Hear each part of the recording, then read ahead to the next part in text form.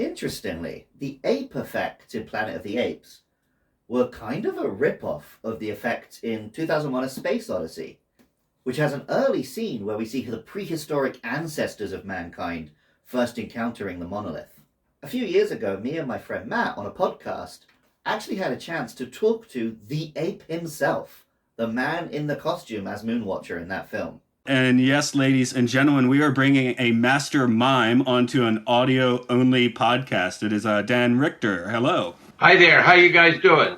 From reading your book, it sounds like you sort of ended up in that role by a bit of serendipity. Yeah, I wasn't looking for a job in pictures at that point. I was doing experimental performances, sort of avant-garde art stuff. And a producer friend of mine said, I was just talking to this guy, Mike Wilson, who works with Arthur Clarke, and he said, and he and Stanley were saying the opening of 2001 has a scene where it's all just early man, some man-apes, and they've been trying to do it for 2 years, and everything they've tried hasn't worked. And then they thought, well, we've never talked to a mime. How do you find a mime? My friend said to this guy, well, I know the best mime in town. It's Dan Richter, So I got asked to come out and have Stanley pick my brain.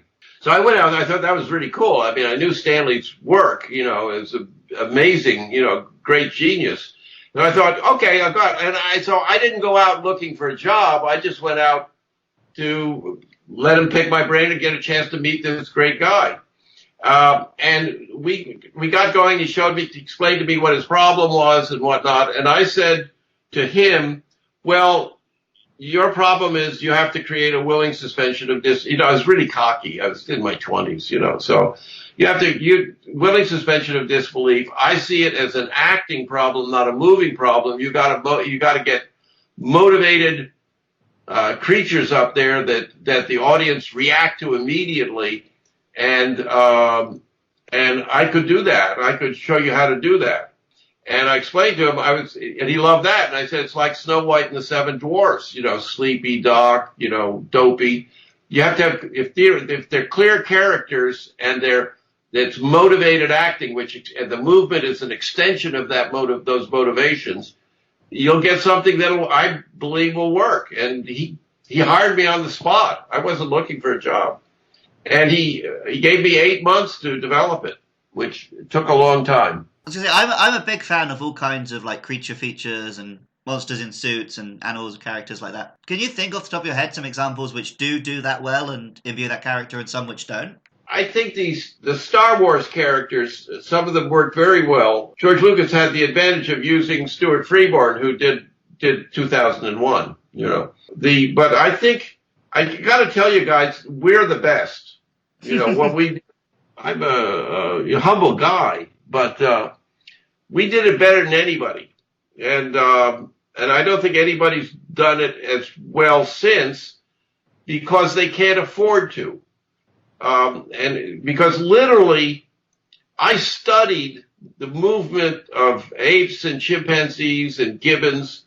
I had 8 months to develop those movements, to cast those people, to train them.